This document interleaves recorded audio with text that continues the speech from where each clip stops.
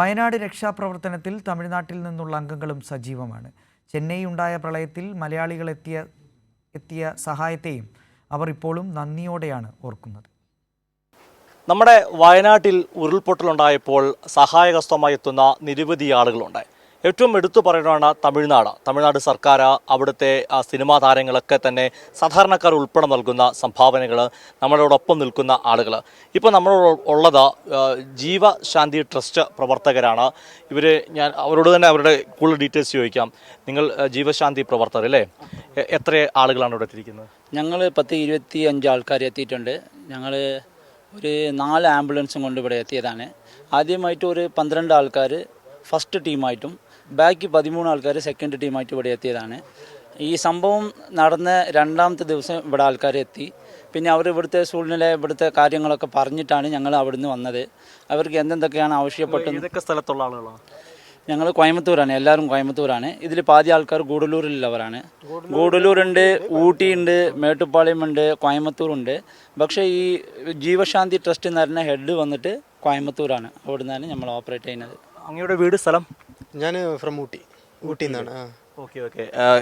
നിങ്ങൾ നമ്മൾ ഒന്നാമൊരു മെസ്സേജ് കൂടിയാണല്ലേ? ഡെഫിനറ്റായിട്ട് എല്ലാവരും ഒന്നല്ലേ. ഇനിയിപ്പോൾ ഹിന്ദി പറഞ്ഞാലും കന്നഡം പറഞ്ഞാലും തെലുങ്ക് പറഞ്ഞാലും ഏത് ഭാഷ പറഞ്ഞാലും ഭാഷയിലല്ല, നമ്മൾക്ക് മനുഷ്യന്മാരാണ്, നമ്മളെല്ലാവരും ഒന്ന് തന്നെ. ഇവിടെ ഈ ഒരു സംഭവത്തിൽ നമ്മൾ കാണുന്നത് ഇഷ്ടം പോലെ NGO മലയാളി സംഘടനകൾ, വിവിധ സന്നദ്ധ സംഘടനകൾ, ഇതൊരു മെസ്സേജ് കൂടിയാണ്. ഗവൺമെൻറ് സെക്ടറിൻ്റെ കൂടെ സാധാരണക്കാരോട് ചേർന്ന് നിന്ന് തിരച്ചിൽ നടത്തുന്നത്. ഡെഫിനറ്റായിട്ട് അങ്ങനെ തന്നെ ഉണ്ടാവണം. പക്ഷേ ഒരാൾ സഹായിക്കണം. ഇപ്പം നമ്മളിപ്പോൾ അവിടെ നിന്ന് വന്നു എന്ന് പറഞ്ഞാൽ നമ്മൾ ജസ്റ്റ് ന്യൂസ് കേട്ടിട്ട് അയ്യോ ഇങ്ങനെ ആയല്ലോ എന്ന് പറഞ്ഞാൽ അവിടെ ഇരിക്കാതെ, ഇപ്പം ഞങ്ങൾ വന്ന പോലെ തന്നെ പല സംഘടനകളും പല സ്ഥലത്തു നിന്നും വന്നിട്ടുണ്ടാവും. അപ്പോൾ നമ്മളെല്ലാവരും ഇങ്ങനെ ഒന്നിച്ച് വന്നിട്ട് ഒറ്റ കൈയായിട്ട് നമ്മളിവിടെ നിന്നിട്ട് ചെയ്യുമ്പോഴാണ് അതിൻ്റെ ഒരു ഫലം നമുക്ക് കിട്ടുള്ളൂ. ഇപ്പോൾ മരിച്ചു പോയി, ഇനിയിപ്പോൾ അത് നമ്മൾ സംസാരിച്ചൊരു കാര്യമല്ല. അപ്പോൾ അതിനുള്ള റെസ്ക്യൂ ടീം എല്ലാ സ്ഥലത്തു നിന്നും എല്ലാ സംഘടനകളും വരണം. ഇതുപോലെ ഞാൻ ഓർക്കുകയാണ്, ചെന്നൈ ഫ്ലഡ് ഉണ്ടായപ്പോൾ KSRTC ബസ്സുകൾ ഫ്രീ ആയിട്ട് വിട്ടു നൽകിയിരുന്നു. KSRTC വന്ന് അല്ലേ? അത് തമിഴ്നാട്ടിന് ഒരു പ്രോബ്ലം ഉണ്ടായപ്പോൾ കേരളത്തിൽ നിന്ന് കയ്യിൽ നിന്ന് മുൻകൈ എടുത്ത് ഞങ്ങൾക്കൊരു സഹായം കിട്ടി. അതേപോലെ കേരളത്തിലൊരു പ്രശ്നം എന്ന് പറയുമ്പോൾ എന്തായാലും അടുത്തുള്ള തമിഴ്നാട്ടിൽ നിന്നുള്ള സഹായം എന്നെന്നും ഉണ്ടാവും. ഗവൺമെന്റ് സൈഡ് ആയിക്കോട്ടെ, ഞങ്ങളെ പോലെ NGOs ആയിക്കോട്ടെ, ആരായാലും ശരി. മലയാളികൾ എത്തിയ ഓർമ്മയുണ്ടോ ചെന്നൈ ഫ്ലഡിന്? கண்டிப்பாக அது நல்லாவே எங்களுக்கு ஞாபகம் இருக்குது. 2015 சென்னை மழை வெள்ளம் வரலாறு காணாத மழை வெள்ளமாக சென்னையை ஆக்கிரமிச்சிருந்தது. அதில் நிறைய பேர் உடைமைகளையும் உயிர்களையும் இழந்தார்கள். அந்த இதுலேயும் நாங்கள் ஒர்க் பண்ணியிருந்தோம். நாங்கள் ஜீவசாந்தி ட்ரஸ்ட்டுன்னு சொல்லிட்டு நாங்கள் ஆதரவில்லாத சடலங்களை நல்லடக்கம் செய்யக்கூடிய பணிகளை செஞ்சிட்ருக்கோம். நாங்கள் இது வரைக்கும் ஒரு 12,000க்கும் மேற்பட்ட அனாதை மரிச்சு போன உடல்களை நல்லடக்கம் செஞ்சுருக்கிறோம். அந்த எக்ஸ்பீரியன்ஸ் எங்களுக்கு கை கொடுத்துச்சு. இங்கே வேலை செய்யறக்கும் நாங்கள் ஒரு கடந்த 5 நாளாக இங்கே வேலை செய்யறக்கும் அந்த எக்ஸ்பீரியன்ஸு எங்களுக்கு பெரிய உதவியாக இருந்தது. அது மட்டும் இல்லாமல் அந்த மழை வெள்ளத்துலேயும் கேரளா பெரிய உதவி அந்த சென்னைக்கு ரொம்ப செஞ்சுருந்தாங்க. கஜா ஃப்ளட்லேயும் செஞ்சுருந்தாங்க.